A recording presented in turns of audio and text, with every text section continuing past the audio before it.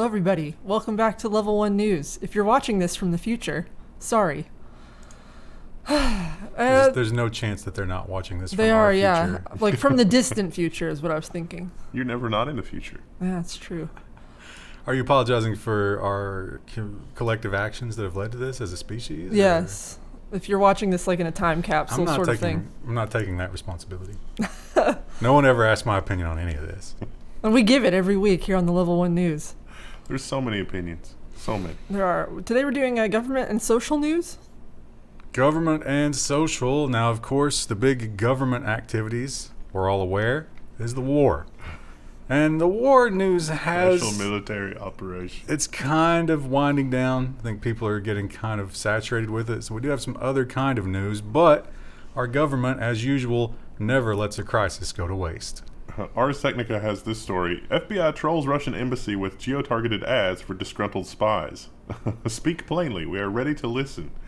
And maybe they've got some takers on that because there's payroll problems maybe with some of the embassies. Payroll problems? There's house arrests. So I don't know. I'd be worried. Unrelated. I found out gruntled is a real word recently. So there's disgruntled, which means you're unhappy, but gruntled means you're happy. Which doesn't sound like a happy word, does it? No, it doesn't. It sounds very upset. Gruntled sounds like an abbreviated version of you've been fed and watered. Maybe there's a t-shirt idea there, Krista. Gruntled on the Level 1 News. Well, you know who's disgruntled is the U.S. government because they've kind of, we have these spying policies. We have no privacy. It's not constitutional, and it's not even acceptable in most civilized countries. And they don't like it when that's pointed out because the EU says, hey, we have standards. The Supreme Court just made a U.S.-EU Privacy Shield agreement even harder. So this has to do with if you are in the EU and you're signing up for an online service that's hosted in the U.S., what about your data? Your data's in the U.S., but you're an EU citizen. Your data's got to be protected by the EU stuff, right? It's a little bit of a Wild West. The U.S. Supreme Court's like, we don't care. Well, no, the U.S. Supreme Court has ruled, and that ruling would fall afoul of the EU laws.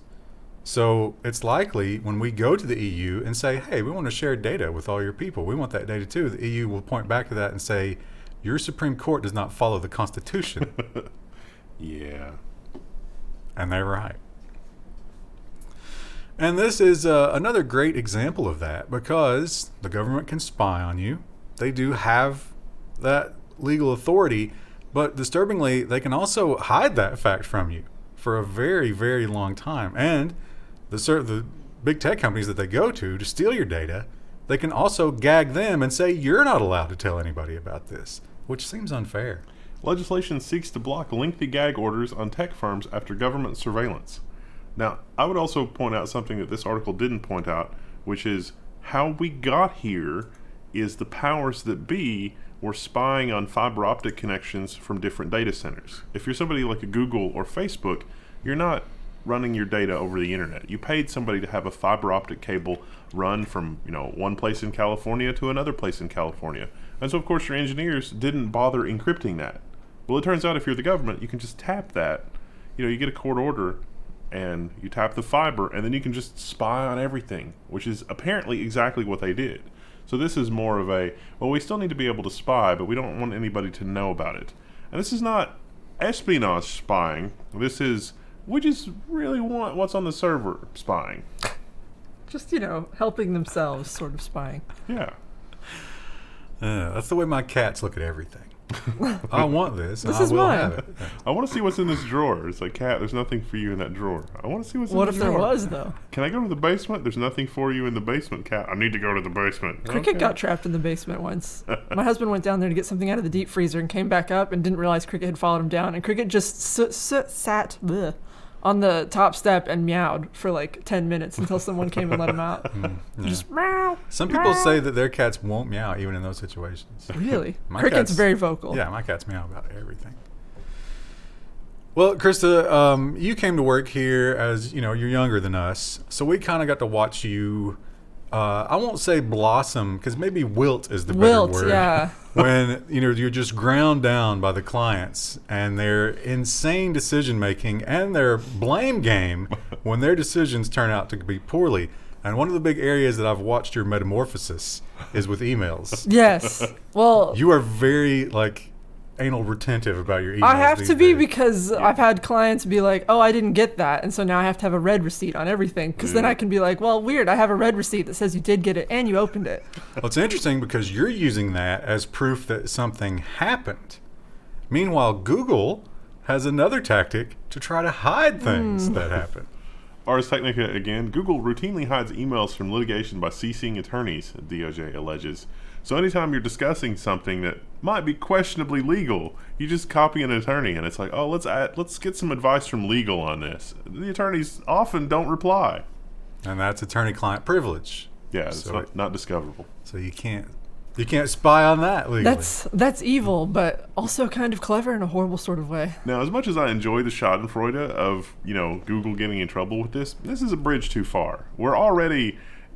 We already have this crazy idea in America where it's like, oh, your emails in the cloud are abandoned business records if they're more than 30 days old. That has been used in cases to compel Microsoft to give the courts emails that were stored in Office 365, which is, of course, absurd. This is a bridge too far. Yes, it's very, very upsetting. Yeah, I mean, Google is using this to shield themselves from stuff that would be discoverable in a lawsuit, but come on, find another way to catch them doing something illegal. Now, we know those attorneys in most cases are not actually reading those emails. It's just a shield. Everybody understands it. Here's the question. How much, if you're that attorney, do you bill every time you get one of those emails?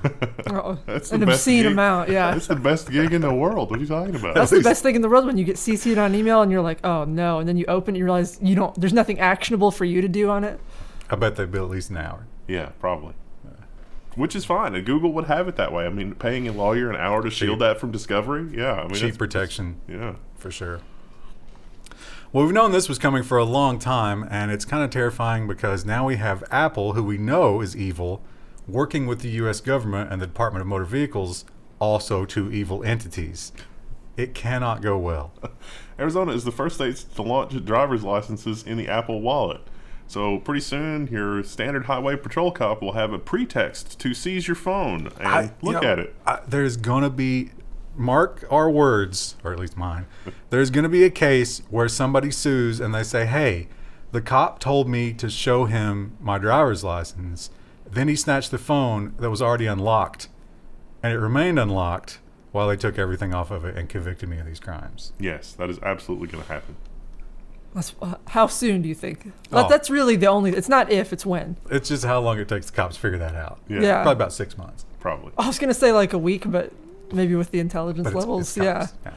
Yeah, I'd say the first thing that happens may actually be the whole cache thing. Like, can you seize cache from a phone? If they find a way, it's like, oh, there's cache on your person. That's ours now. There's so many photos of yeah. your dog on here. Let me just Venmo the police department some money here. Yeah. Oh, why not? As you do. Well, Elon Musk sent his satellites over to Ukraine, and it seems like, much like Joe Biden, Putin forgot that Musk existed. Because Joe Biden, when he talks about electric vehicles, somehow ignores the number one electric vehicle company. And somehow Putin, when planning his cyber attacks, missed out on, I don't know if it's the number one, but the fastest growing satellite company for sure, right? CISA and the FBI warn of threats to the U.S. satellite networks after Viasat cyber attack. I've been mentioning this every week on the Level 1 news for the past month. And finally, we're starting to get some articles that are like, hey, wait a minute. Thousands of satellite terminals. We have those here. Yeah. And so it's just, this is incredibly bad. Like, there should be a task force. If we're going to spend federal dollars on this, there should be a U.S. task force that is helping Viasat's IT people audit everything to the nth degree because, oh boy, they were in their systems to do this kind of damage. This is a cyber attack that is almost enough to kick off something. Will we get demonetized for that? Yeah, I don't know, maybe. I mean, this is a lot of damage. Here's the question. Did they forget about Musk? or did they try and fail? Because I his think they security probably is better. forgot about him, right? I don't think it was either one, because I think that SpaceX, where it's in beta and you can't sign up for it and blah blah blah, they didn't look at it as a possibility that Musk would personally take it on himself to send. Over But Ukraine. if you had a good spy who was assigned to Musk, which you should if you're a government, he would have looked at the submarine events and all that stuff, and they would have said, "Oh, he's getting involved. Yeah. Yeah, he can't help himself. He'll have to get involved." Well, it won't matter because the thing will only last 2 days and it'll be over. He won't have a chance to get involved. That probably was more the Yeah. reason for it, right?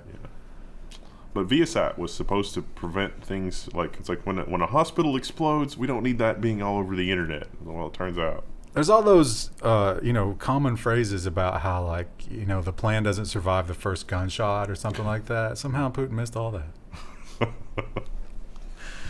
And leaders missing out on obvious things just to grow their power is not uncommon. And it's coming here, and it's going to be disgusting because this is upload filters. Eventually, when this plays all the way out, this is upload filters. Yes. U.S. senators introduced the Smart Copyright Act to combat piracy. Well, at least they're talking about piracy and not protecting the children at first. Yet. Although protecting the children is definitely going to be a component of this. But they tried that last time, remember? Yeah. This is upload filters, and this is going to go through, and nobody in technology wants this. Doesn't this make you feel good that they're working on this and not literally anything else?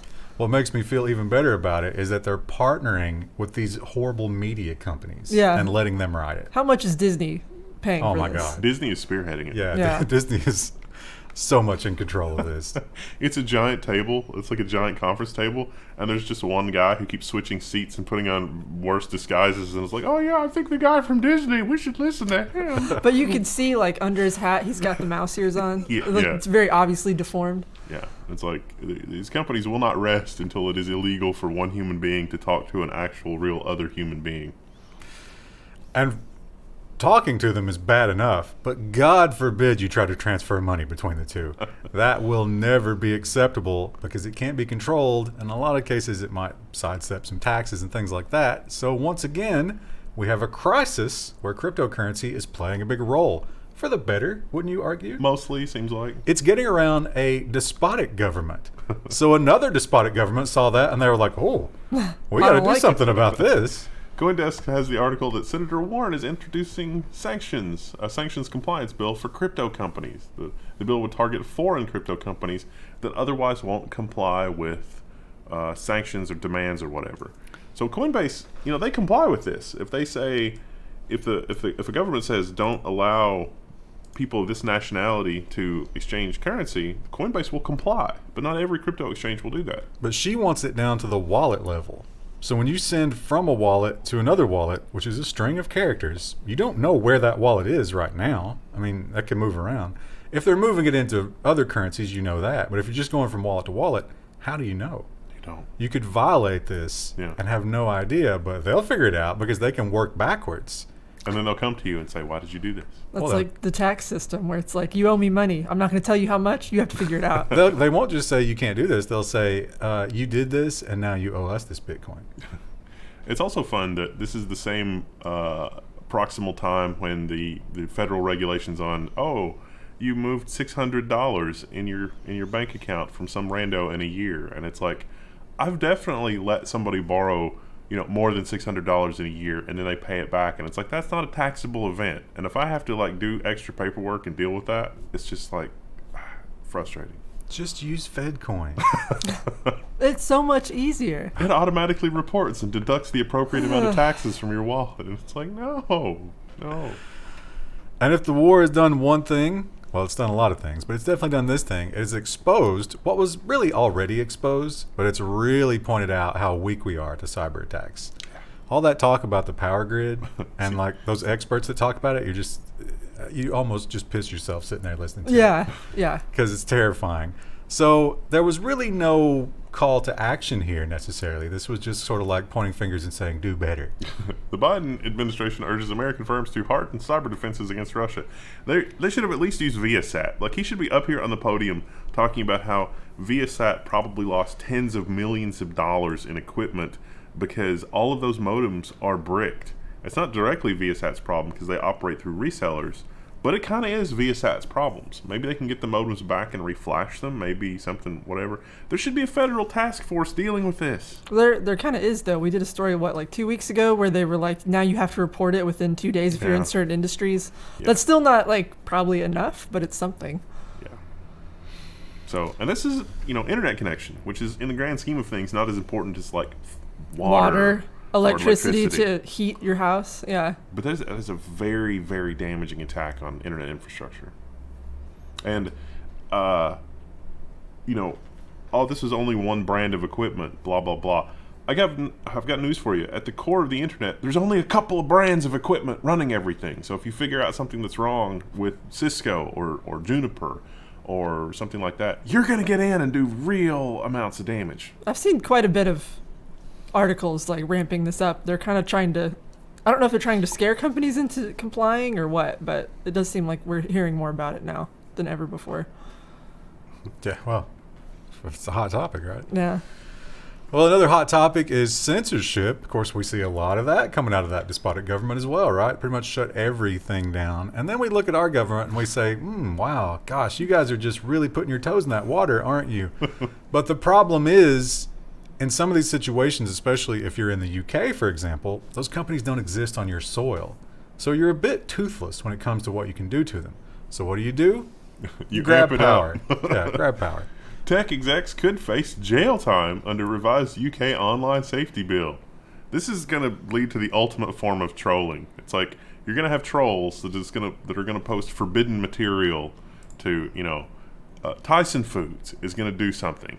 And then in their customer service form, some troll is going to post the forbidden content and then report Tyson Foods for having the forbidden content.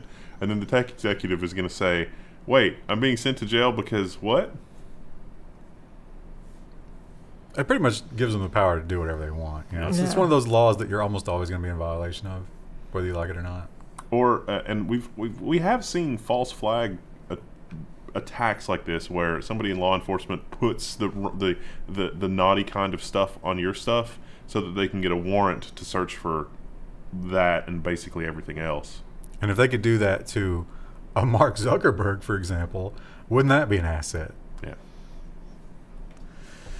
And open source is a wonderful thing. Obviously, it really helps with technology. It makes your life better. It weakens the horrible tech companies, which is always nice, right? But if you use open source software a lot, you will eventually experience a time when somebody's like, oh, we got to change this. Why do we have to change this? Well, so-and-so bought it, and they're changing the licensing, and we got to do this. And it's a nightmare. It's miserable. And the semantics are really stretched in that situation. The Register reports that it is false advertising to call open source software open source when it's not, says the court. This is great, because Oracle has been known to abuse this. Can't wait for this to come to the States. But basically, this is the Graph Foundation. They said, look, we have this amazing product. It's open source. And it was open source, but there were a lot of restrictions. So you could accidentally run afoul of those restrictions and say, offer commercial support for the software. So you're sort of competing with the original. They're like, no, we don't want other people to offer commercial support. Only we can offer commercial support. Well, guess what? That's not open source anymore. So there was a big court battle, and the court has ruled that says, no, if you have these kinds of licenses in your software, if it's not completely open, if you cannot take it, change it, and sell the result, not open source. Makes sense to me. That's kind of good news. A little small nugget of good news and mostly bad news. How long do you think that'll have to work through the appellate courts? Another decade or so. Well, it's interesting because the current situation with the war, a lot of people who don't maybe pay that much attention to the geopolitics are often asking these questions that might seem obvious to somebody who does, like, why don't we have a no-fly zone? And somebody has to sit them down and talk to them. It's like, you don't understand, that's war. That's basically us attacking. You don't understand what we're talking about here. You mean like erasing? That's us shooting down their planes. Yeah. Erasing a bunch of Viasat modems? That's not an attack. That's a special cyber operation. Yeah, but that's the kind of thing we would do. You got to admit. Yeah. But that was also Ukrainian infrastructure, not... Yeah. And they got some other people sucked up in it. Yeah. And this is another situation where people are like, well, why don't you do this? These are the good guys. This is the right thing to do. That's not me saying that. I'm saying what they're saying. And the people in power, because they've been lying so much and they can't really breach these topics, they don't have a way to explain it. No. They can't really explain to the proles, hey, listen, this has all been lies from the start. Oh, we can't do this. Are you crazy? Can you imagine? Yeah. Israel blocked Ukraine from buying Pegasus spyware, fearing Russia's anger. So, Israelis and the Russians, they might have worked together for a while, worked on some stuff. Ukraine really wanted to buy the Pegasus spyware, which we've covered a lot. Very effective. Also very disturbing when you can just, it's like a market. It's a market bazaar. It's like, hey, Bob, will you sell me this? I was like, what are you going to use it for? It's like, I need to know if they're coming for us. No, you can't. We're not going to let you sell that. It's like, why? I was like, well, Joe might be angry. Is this the official NSO logo? Doesn't that look like demon horns? I really dislike it. Well, it's supposed to be like a lowercase n and then the n, s, and then the o. But it's doesn't look like an poorly N at all. done. Yeah, it's not great. Yeah. It does work in one color, though, and you could reduce that in size and still read it. More than I can say for a lot of logos we see. That's important when you're an evil spy firm. Well, yeah, you gotta, in case you don't have the budget, you gotta be able to run it in one color. Well, if you've ever done any investing and you failed at your investing, one of the nice things about it is you can, on your taxes, you can say, oh, hey, I lost a bunch of money, so I'm not going to pay that in taxes, or I'm going to take it off my income, not paying in taxes. That's what Trump got in trouble for. He lost the money, but everybody's like, oh, I didn't pay taxes. Well, them's the rules, except the fungibility of that means that I can invest in Google and lose money, and I can invest in Amazon and make money, and it would just all equal out, but not in India. India won't allow offsetting loss on one crypto with profit from another.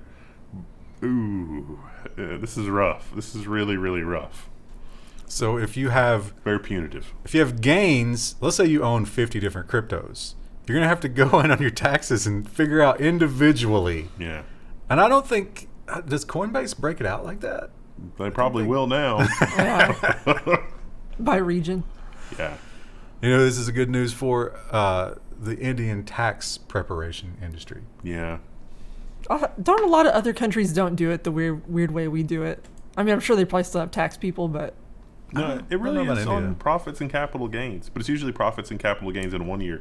We'll actually let you go back and claim profits from a previous year. No, I'm saying, like, here we have a whole industry just based on people who do taxes, but I think that's partly because our tax thing is so strange in the way that it operates, where you have to figure out how much you owe or how much you get. Yeah, maybe that's an engagement challenge. It's yeah, like if you're from another country, tell us how you do taxes. India, specifically. Little column A, little column B. It's also true that historically, only about 35% of people needed to file taxes. And the last couple of decades, it's more like only 45% of people need to file taxes. So it's everybody had to file taxes except for 35%, and now no one has to file taxes because they don't. There's not enough to worry about. Another way of saying that would be that the pool of people who are actually supporting the country is getting shrinking. Smaller. Yeah. Well, this is no shock. I mean, this was already a de facto rule, but they made it official for obvious reasons. A Russian court has banned Facebook and Instagram for extremist content. There are a lot of people that believe that. Using that W word. Literally, that came out, I think, literally like right after we filmed the news last week. I was like, dang it. Well, I think we said they were planning to do it. They were planning, yeah. It was going through the courts, and then it came out. Yeah, so I just... And if you're in a country that is getting rid of Facebook and most of the media presence, then if you own a media company, you're in a bad spot. Russian search giant Yandex tells investors it's looking for a media exit. This is actually pretty genius, though. So Yandex is a software company, first and foremost. They provide search engine services and media services and ad services, and sort of Russia's answer to Google. Kind of like Google, yeah. And so basically they're saying, all right, we're going to keep an entity operating in Russia, and we're going to have another entity we'd like to sell off that'll operate outside Russia. That's actually pretty genius. It's like, look, things are bad inside the Iron Curtain. We'll have Yandex Lite that is incorporated in Moldova or something, and they can continue to do business with the world, and it's fine, and they'll run the same software, but our databases and companies and operations, they'll split. I think I might go a little further far west. I was kind of like, I've heard some bad things coming to that area.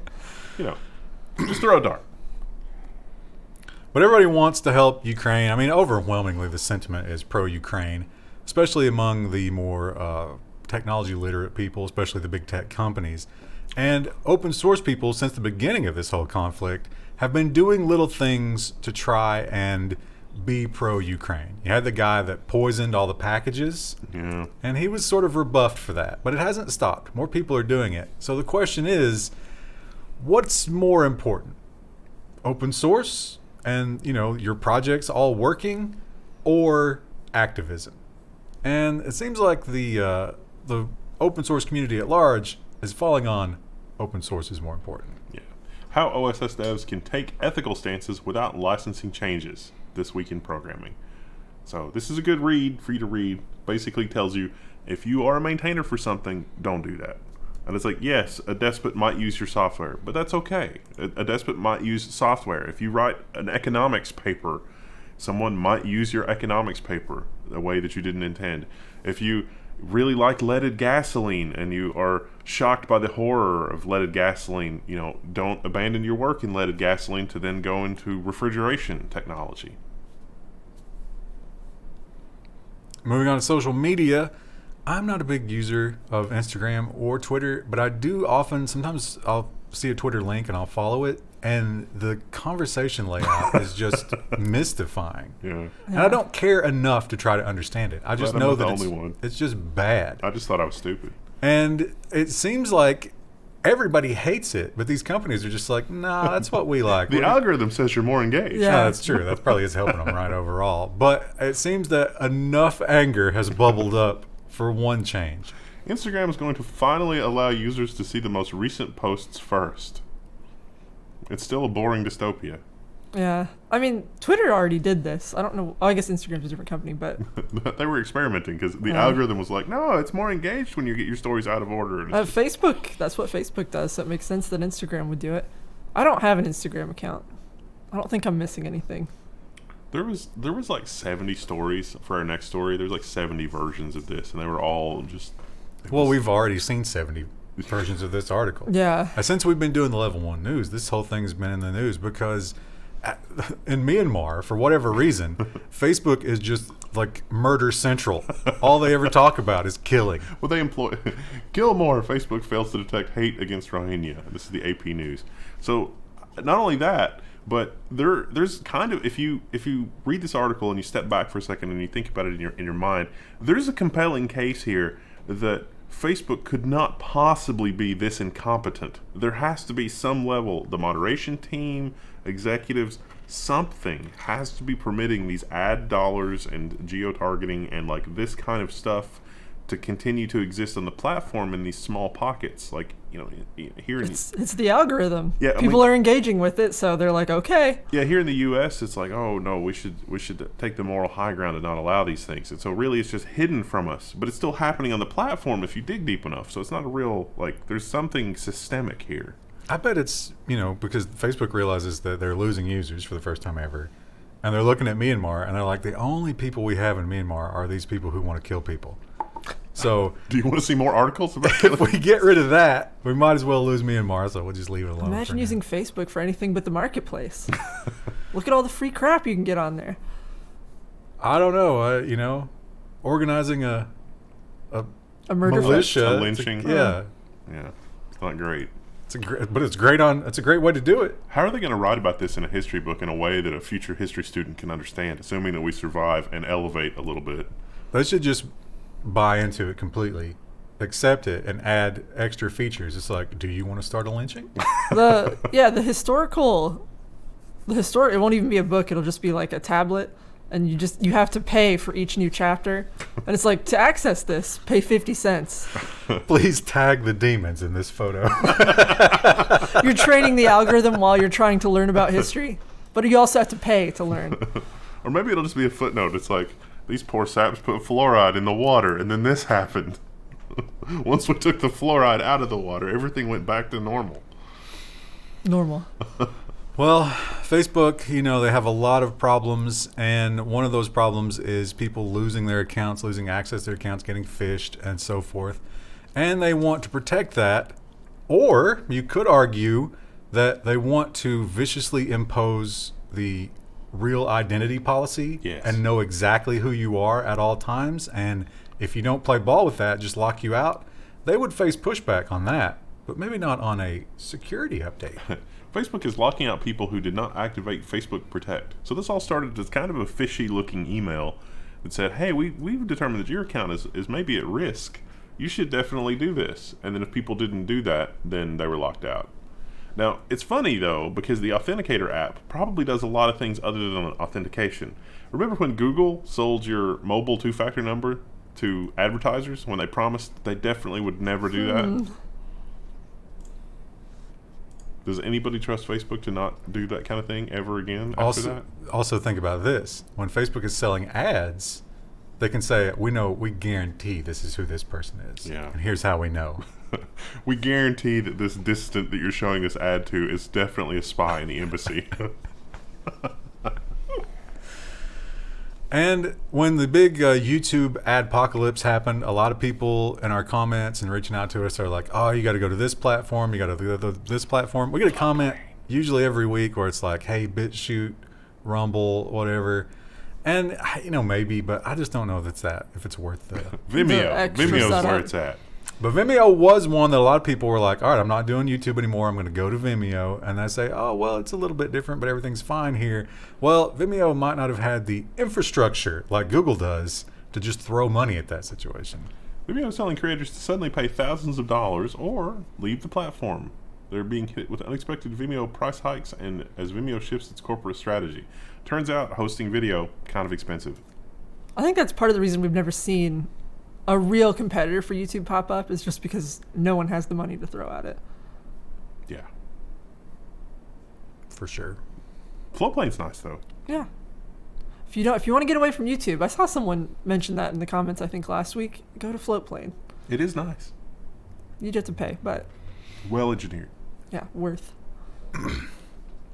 Well, we know from our recent presidential elections that things can get really hairy when you start using your personal devices for government communications. That was a problem on both ends of the last presidential election. Some people are currently experiencing how bad of an idea that is.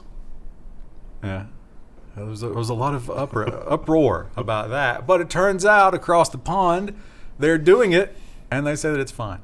Boris Johnson gets summaries of sensitive government material via WhatsApp. Do they have to fill it with emojis too? They have a screenshot in here where I think they were talking about like vaccinations or something, and it's just, yeah. That doesn't seem like an official response. Huh. So they just post like the praying hands thing. Thank you for this information. Are you guys familiar with the Partygate stuff? Oh yeah, where they had the party and then they tried to cover it up and then it was masked. It was during COVID. Yeah. That I've been watching Sky News for my war coverage lately. Partygate is such a big story on Sky News, and we never hear anything about it. It's funny, but they are real upset about that. Over in Russia, of course, the individual citizens, they didn't know this was coming. They don't want it. We can't really blame them. And they are suffering. Now, of course, they're suffering compared to the Ukrainians as, a candle next to the sun. Levels of suffering, but... But they are suffering, and they're losing access to all the things that we take for granted in our lives. We've talked about doing this as like a desert island kind of thing. Maybe you should just go ahead and do it. Wendell, don't you already do this? Yeah. You never know. Russians are racing to download Wikipedia before it gets banned. Again, extremist content. So, actually, I mentioned last week or the week before, I was helping somebody download drivers from Lenovo that their IP was geolocated to like Belarus, and Lenovo was just like, we're just going to block all these IPs that might be associated with Russia. So they literally couldn't get drivers from Lenovo.com. So you just said, put me on the watch list. Yeah, I mean... Well, you're probably already on it. As many electronics as you bring on any sort of business trip, you're probably already on it. Yeah, and all the international shipments and... Yeah. Yeah. Those being the KVMs, by the way, if you're wondering, what the hell is getting shipped? There's a lot of brain drain from Russia, too. You got to be in bad shape if you're a refugee from Russia fleeing that, and you work in technology, software programming, you can get a job anywhere. I mean, there's with your skill set. Yeah, but the trust level. Yeah, exactly. So it's kind of like, It's going to be one of those situations where, you've got really high level guys doing really low level stuff, and they've got that sort of Russian, like misery, and that's going to be some really unhappy people. What else can you do? But then the people that are left, is anybody that's left capable of rational thought? Does everybody get out? I don't know. Is YouTube banned in Russia yet? I don't think so. Yeah. Is it? Yeah. Oh, because they were still posting the Adorables video. Not in the last week. Oh, I missed that. Yeah. It was because they wouldn't reinstate Russia Today and some other. Oh, okay. Yeah. I totally missed that story. It's all gone. Which sucks if you're a Russian YouTube creator that makes your living on that. Because Well, the monetization was gone in like week 1. Yeah, but I think most of them were still posting videos thinking, all right, this will wrap up and we'll get back to normal. And now it's just like, nope. Nope. Yeah, well, I follow some like artists and stuff, and they were all upset because Instagram went away, because that's how they get a lot of their commissions. So. Yeah. No, I mean, even if everything ended tomorrow, there are repercussions that are going to last decades. There's cities that just aren't there anymore. Well, we talk a lot about the financial side of things usually points to the truth. When it comes to trying to make money, the truth will always be visible where it is not in every other situation. A conference call about stock prices or quarterly earnings or something like that. In this situation, I think the money points to what we all already knew, which is Facebook is only for old people. The AARP has got a social network that they're backing, and it looks to lure older users from Facebook. Platform is going to focus on shared interests and discourages off-topic political rants. Oh, we could probably learn from that here at Level 1. But the shared interest isn't usually older people. It's like their grandkids or something. But you're going to have to get pics of your grandkids from your kids on Facebook. No, sometimes it's like... It's the shared interest thing is like knitting or crossword gardening, puzzles, trains, gardening. But I got news for you. There's a lot of old people like to argue about politics. They do. They enjoy that. Yeah, but that also makes them want to not participate in Facebook because they realize that something is very wrong with them, and they don't. The ones I'm thinking of are the wrongness. Yeah. That's what they like. They like just getting everybody riled up. Yeah, they like being angry. They like picking a side and fighting. Through a keyboard, obviously. Well, David Beckham is a big celebrity. Of course, we know who he is, but we don't follow that business. He had a movie, right? Bend It Like Beckham. He's a soccer player. The movie Like Beckham because he's so good at soccer. He's married to a Spice Girl. That's his real main. So when you kick the claim to soccer fame. ball, if you can make it spin, it will actually travel in that direction. So you can bend it around the goalpost. Interesting. That's his big thing. And he is insanely rich and insanely powerful. And because of that, he can do things like this. He has handed his Instagram account to a Ukrainian doctor in Kharkiv. UNICEF, because he's a UNICEF ambassador. And she's showing deeply disturbing and very sad things. So she is she's working in the natal section of the hospital, delivering babies in these, draconian conditions. And she sort of showcased that whole misery for an entire day. 71 million people. I mean, it's a good use of the platform, I guess. You think you got a bunch of new followers that day? No, but the charities and the relief funds probably got a lot of money, which is good. I hope more than 30% of it makes it to Ukraine. Yeah. And this was a crazy week because I did not find a lot of Metaverse articles. Did you guys see very much Metaverse No. this week? No one is. Now's not a good time for press releases about the Metaverse. I suppose so. But one company did have a Metaverse situation. This one almost went into the nonsense section. Startup says its tech can inflict actual pain in the Metaverse. So you're wearing your VR goggles, you got your VR controls. This is a VR wrist strap that'll give you a small but significant electric shock. Who wants that? Who wants to play? This is the part where I insert an Elden Ring joke, but I don't know enough about the punishing gameplay to really make it land. Well, it doesn't hurt. You might throw the controller. It hurts psychologically. It's like, I've done this boss battle 50 times. I just don't get it.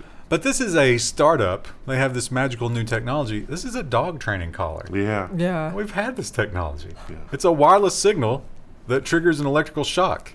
I'm pretty sure I saw something like this on Hackaday like 10 years ago. Not with the VR component. What if you actually did it with a collar and it was like training you to not yell so you don't rage out at your teammates? That sounds like a terrible, terrible future, Krista. Yeah. If you're living in your little pod where you don't know anything, and they're disturbing their other pod members when they're in the metaverse, and so then they put the shock collar on you. I think they'll probably just remove your vocal cords. Oh. No, actually, that's a good idea, Krista, because Microsoft has still got the AI that was banished from the internet called Tay. It was like horribly racist. Yeah. So basically, we just generate a training data set. If it's something that Tay might have said and you're playing multiplayer online, you get a small electric shock when you say something really bad online. So if you have a 12-year-old that's misbehaving, or a 50-year-old that's misbehaving on Xbox Live, it's like, oh, you're not wearing your shock collar. Your we'll come up with some sort of euphemism for that, but you're not wearing your corrective device. And so you said something that Tay might have said, and so you get a small corrective electric shock. If you don't put it on, they won't let you play the game either. You have to wear it. It could be much worse than that, because they could detect on almost any level if they've got a collar around your neck. It's like, oh, you looked at that meme, which is unapproved, and there was a rush of air out of your nose. Shock. We detected you drank water instead of Mountain Dew. Shock. Your blood sugar levels are far too low.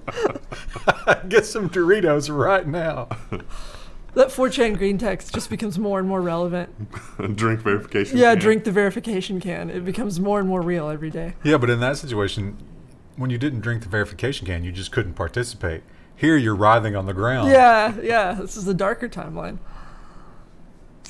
What do we got for tomorrow? Tomorrow is business and security, which actually security was supposed to be today. I've messed them up at the last minute. Oh.